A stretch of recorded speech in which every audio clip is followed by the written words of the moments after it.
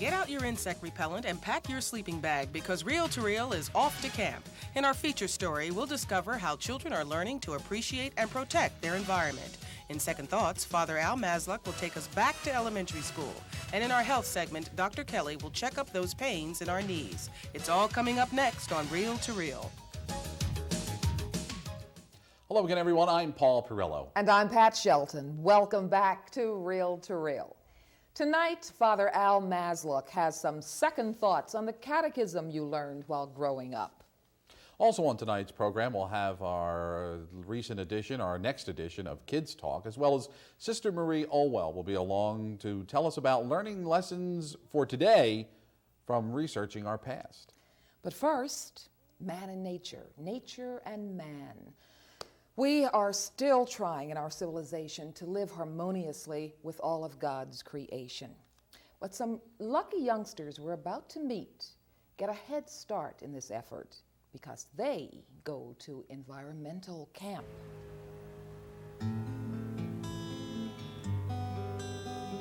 The precious natural resources which have been given to us by God are subject to being changed not only by man, but also by the creatures who live on the land, in the trees, and under the waters of the earth. The sometimes too fine line between use and abuse is a growing problem in this country which can only be overcome through education. In Santa Barbara, California, there is a unique county program which teaches environmental awareness to young people, such as these sixth graders from St. Raphael's School. Here they learn not only about plant and animal life, but about themselves.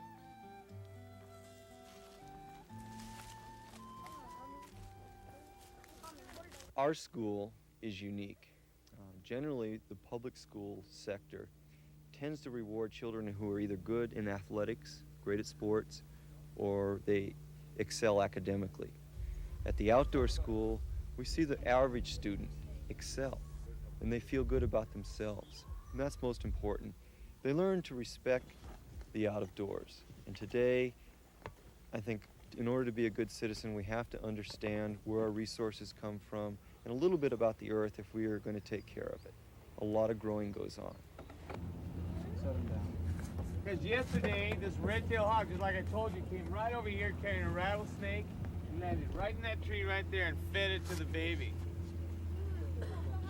Right here? Right here.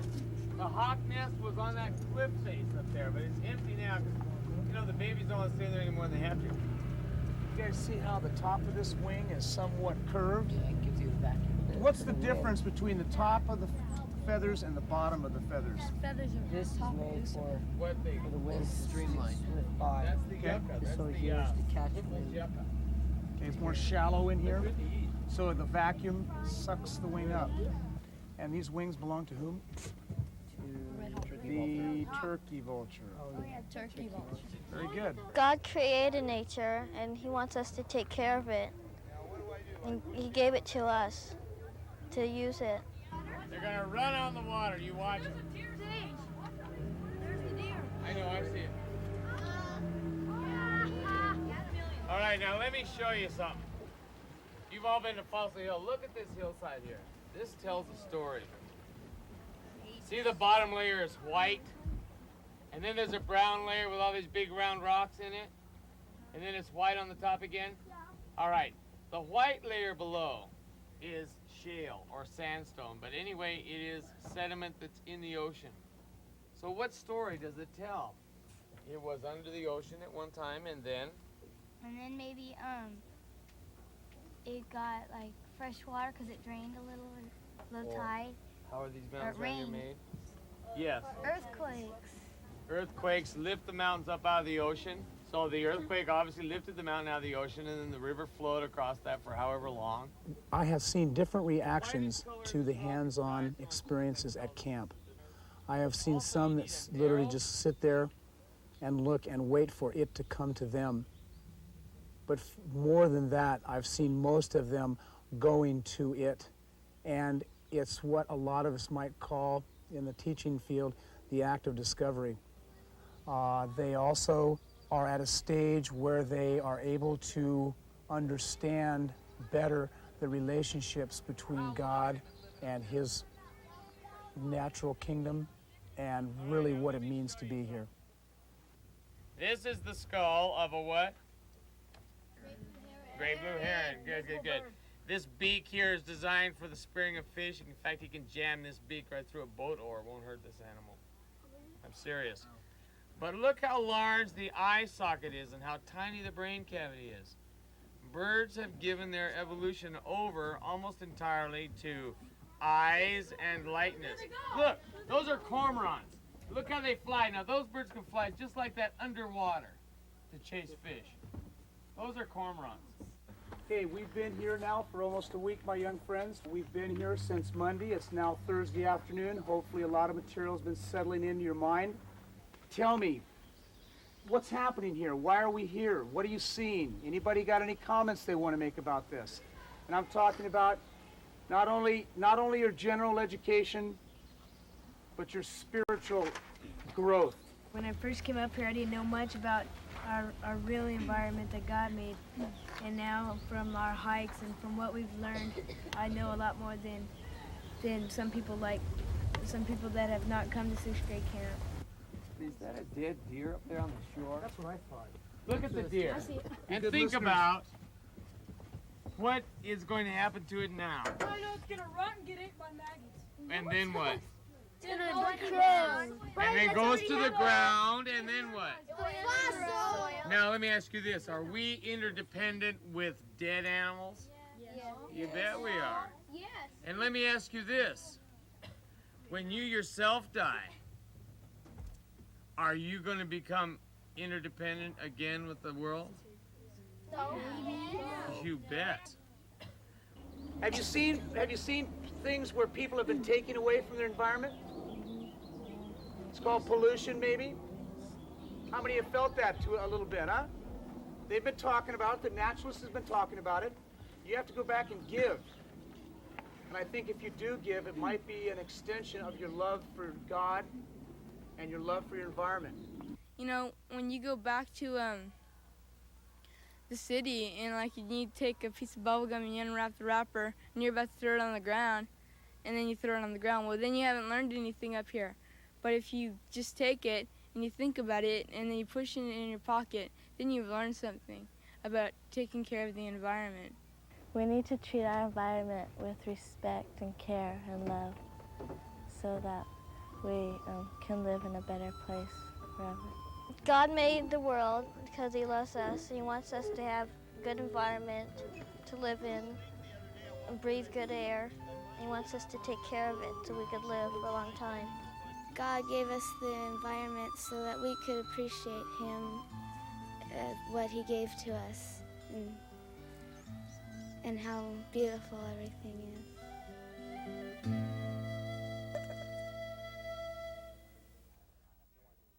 And as fate would have it, I had no idea we were starting the show off with an environmental piece, but I wore my World Wildlife Fund tie. These are humpback whales that inhabit the coastal waters around the world. And again, all for part of the environment. And It's fate. I guess. Maybe I should, my next career, I'll come back as a psychic. Speaking of psychics, I predict and I believe up next is Father Al Maslock, who has his second thoughts on that book of old, the Catechism. Recognize these? These are two old editions of the Catechism. In fact, this green one is the one that I used to learn the truths of the faith when I was in grade school. You know, it's very difficult to teach children eternal truths sometimes. The Catechism did a pretty good job. It mixed up a little bit of memorization with, most of all, these fantastic illustrations, these pictures that really try to teach the children the truths of the faith in a very concrete way. So I thought today we might take a little walk through the Catechism and look at some of these wonderful pictures that we all learned as we went through grade school. Some of the pictures are nostalgic and sentimental, and some of them are very useful today, very practical, and some of them are just outright puzzling. Here's a picture of our first parents as depicted in the older Catechism. Sort of look like Tarzan and Jane, don't they? Now, not only do we have an oak tree growing in the same place as tropical palm trees, but the antelope or the reindeer or whatever it is looks confused to see an elephant and a lamb in the same place. In the new edition, the animals have pretty much flown the coop, either to make room for God, who's shown up in the picture now, or because they were embarrassed by a slightly more provocative picture of Eve. In the older book, this simple triangle within a circle illustration tries to show us the Trinity. By the time we reach the second edition, the shape becomes a bit more sophisticated with lots of ises and is-nots. Yes, we've managed to complicate God. This picture puzzles me. It's labeled the punishment. Apparently, as a punishment for original sin, Adam is forced to shop all day with Eve at the Garden of Eden Mall. Yes, guys, that's why even now men dread those three little words, let's go shopping. Here's a little morality play about choices in life. The road to the left, the way of love of God, leads to heaven. But apparently you can take the road to hell by doing a bad Zsa Zsa imitation or wearing an ascot. Here's the old favorite, the milk bottles. It really wasn't a bad illustration, except I think the spotty milk had a lot to do with my aversion from dairy products. Ugh, pretty gross. Sometimes the pictures are as current as today's headlines. Here, a handgun, apparently a semi-automatic, is used to show the deadly effects of lies, judgments, and unkindness. But then we're encouraged to use spiritual bazookas, grenade launchers, and guns to fight evil. Now here, check this one out. Purgatory is God's hospital for souls, where those who do not love God enough to enter heaven are cured by fire. Oh yeah, that'll teach him to love God more. Sounds more like a smokehouse for sausage than a transition to eternal glory. Well, here's a reason never to commit mortal sin. Who wants to walk around with these telltale numbers appearing on your fingers? Remember the Goofus and Gallant cartoons in the magazine Highlights for Children? I think this picture caught them going to confession. There's Gallant on the left there. Look at the puss on Goofus on the right. Sheesh. Boy, you think punk rockers were the first to pierce their ears and noses and shove things into them? Well, guess again. Here's a confessor who really takes the seal of confession seriously and at the same time makes a lovely fashion statement. This is given as an example of sacrifice.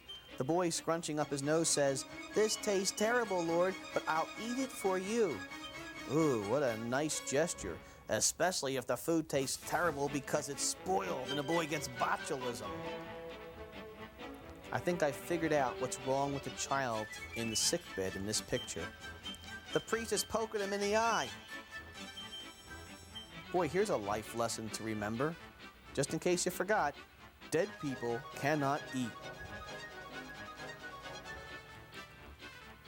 The Catechism sure did its job in its time, and frankly is a whole lot better than some of the Jesus is a Butterfly books that were in vogue for a while. And thank God that the new religion textbooks blend a chance for memorization, opportunities to grasp the material in a concrete way, and also opportunities to meet the living Lord. Maybe in time we'll be able to finally replace this image, this pyramid, where some people climb over everybody else trying to get to the top, with the only image Jesus ever used to describe his church, through the words of the Apostle Paul, a body working in harmony and knit together by the love of God. For Second Thoughts, I'm Father Al Masluck. I'm happy to report that the catechisms of today are much more enlightened and improved. We're going to take a break now, but we want you to stay tuned for Kid Talk, a checkup on knee pain, and our studio interview on marriage and family therapy.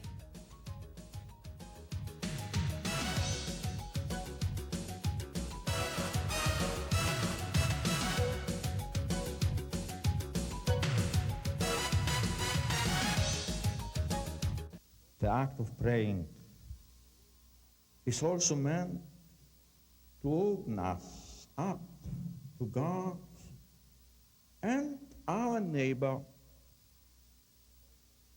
not only in words, but also in action.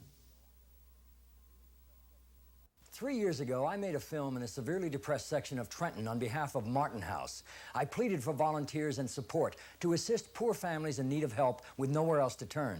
This morning I went back and I saw a changing community, from neglect and desperation to vitality and renewed hope. Yes, we're making progress thanks to Martin House and you, but please don't stop now. Call Martin House at area code 609-989-8143 and see how you can continue to help. Thank you.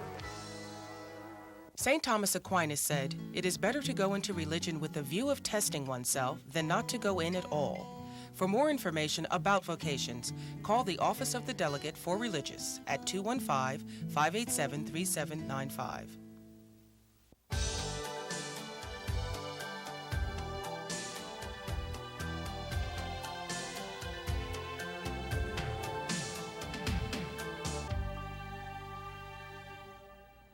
Welcome back to Reel to Reel. Today's society encourages us to be all we can be. There is little emphasis, however, on how we came to be. Looking back at families can help us identify how we came to be and how we can move into the future. Our guest is a strong advocate of this theory and has conducted a few seminars and workshops on the family of origin. Sister Marie Olwell of the Sisters of St. Joseph believes the more one learns about one's family, the more one can learn about one's own behavior. Sister, thanks for being with us. My pleasure. Explain, if you will, what the family of origin is all about. The family of origin is actually the household we grew up in, which includes the mother and father or guardians and the siblings. We would like to believe that we are the captains of our own ships, we're in control of our own destiny. Is that really the case? Well, we like to think that, but actually when we look at our past history, if we are willing to do that, we find many patterns that repeat themselves. And so we are deeply affected and influenced by our past. How many people, though, are really willing and able to look back to the past? The past a lot of times holds a lot of dark, deep secrets that a lot of people don't really want to confront. That's true, but beside the dark, deep secrets, which are important to look at, there's also a lot of very positive things, a lot of strengths within our family that we also need to look at and learn from. Can you give me for instance, let's say such and such family, there's a family member that wants to go back and not only trace who his or her great-grandfather was, what should they look for? Should they look for a certain type of behavior or how their family dealt with a certain type of stress at a certain time in the family's history? What should they look for when they look back? Well, there's several things that you can, besides tracing back, actually working with the genealogy, which is a visual picture of a family, looking for births and dates of that, deaths, and then other areas that are interesting are looking to see how families dealt with stress, or what were some of the themes of a family. What were some of the messages that the family gave through their parents and grandparents.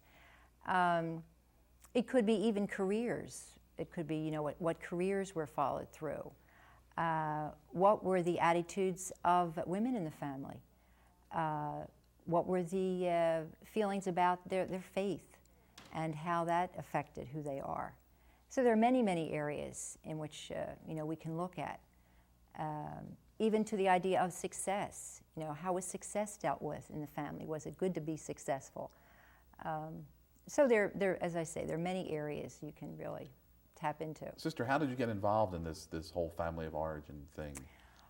Well, initially, as part of my training, I trained at the Marriage Council of Philadelphia, which is the family division of the University of Pennsylvania, and part of the training was in various theories, and this particular theory comes from the family systems theory, which says that we are all connected, to one another and to our background, and just not only our own family of origin, but also our extended family, which goes back to 3 generations. And so in studying that and actually using it in my work, I really became very fascinated and interested in that particular theory. Now, you've conducted a few workshops. What has been the reaction to the people that have been turning out for the workshops? Are they looking for anything in particular, or are they just interested in learning as much about their family in the past and how they can put that to work in the future for them?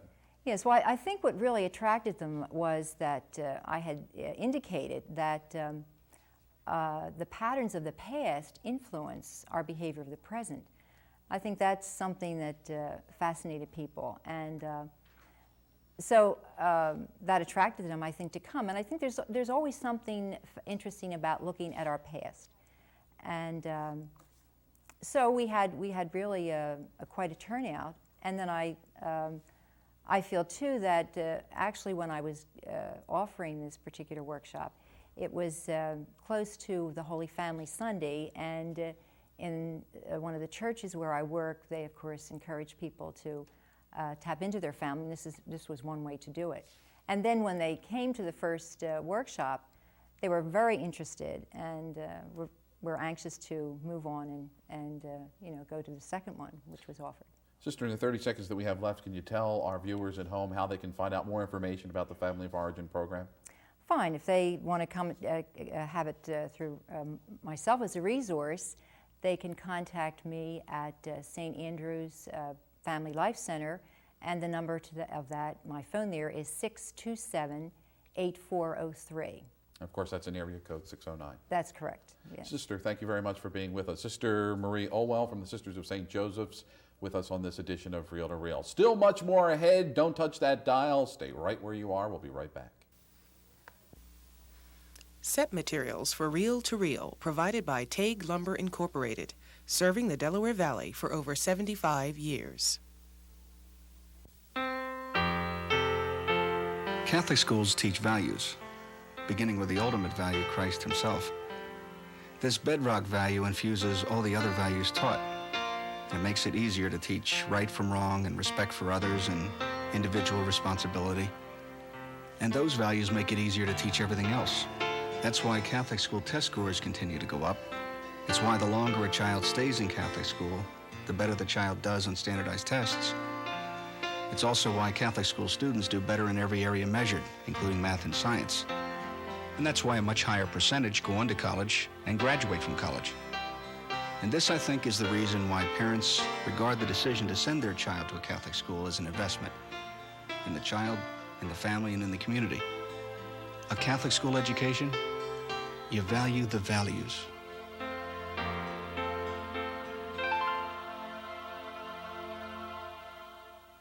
We welcome your comments, suggestions, and donations and encourage you to write us at Reel to Reel, St. Charles Seminary, 1000 East Wynwood Road, Overbrook, PA 19096, or call us during regular business hours at 668-9842. Whether through a sports injury or inherited arthritis, you'll want to stay tuned for our checkup segment with Dr. John Kelly. It's all about knee pain. Ooh. With the fitness craze in full swing, many individuals are experiencing a variety of overuse injuries.